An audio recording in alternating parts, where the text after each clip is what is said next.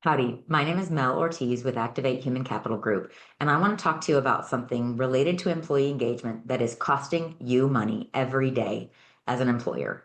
And that is a lack of role clarity. Because what we tend to do very poorly in organizations is get crystal clear on what you expect of each employee, where you expect them to spend their time, and how you expect them to prioritize. So, role review was created based on my 20 years of employee engagement experience and noticing over and over that the foundation of gaps in employee engagement were created when people could not give a 5 on a 1 to 5 scale on the item, the expectations of my role are clear to me. Because if an employee answers with a 4 on that item on a 1 to 5 scale, what they're saying is, yeah, mostly. But if I'm paying them full-time work, I want them to be full-time clear on where they should be spending their time and what a win looks like at work.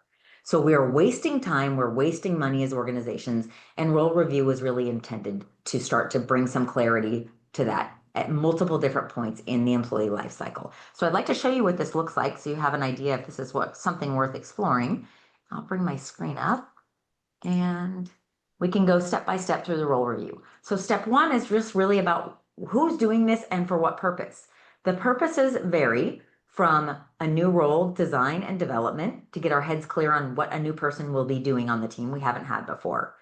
We could do this for onboarding that will help us clarify the roadmap for this person and define what's going to happen by 30 days, 60 days, 90, by 365, whatever the process that you're following is. Sometimes we have employees who aren't meeting the bar of performance, or we want to help them level up for performance management purposes. So we could select that. This could be for succession planning, retirement, or maternity leaves, temporary or permanent leaves of absence. And this delegate and elevate is really all about how do we help people continually level up, give away pieces of their work that someone else could be using as a development opportunity, and keep challenging them at the next level to contribute more to the organization. So once we've selected that, then we can go on to the next step, which is really defining at a very high level, why are we paying someone to physically or virtually sit in this seat? Why? In this case, for this HR director, it's about limiting risk for the company, helping new hires feel welcome, existing employees feel comfortable bringing issues to the team, and supporting and improving the culture. So when we go to step two, it's all about core focus areas of the job. And in this case, for this HR director, those might be payroll, recruitment, benefits, legal, training, safety, and employee appreciation. Where do we want them to spend their time on those to make up 100% of their role? And how do we view the importance? So you can see some of these things, legal might take a lot of time, but it's not critically important, whereas payroll takes not a lot of time, but we've got to get that right for our team. So it helps them prioritize understanding where will I spend my time and how do we as the employer feel the importance of this individual item. From there, we go on to define the specific activities that will happen within that bucket of work and how that time will break out. We get all the way through those.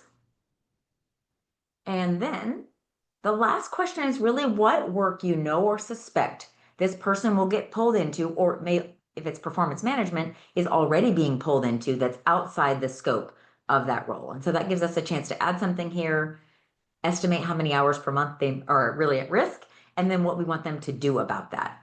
And with that information, it will generate a report for us that gives a visual look at the information and then a very clear breakdown of the buckets we defined, the activities, where the focused area in that bucket of time is, and then it breaks down as a total percent of their full role.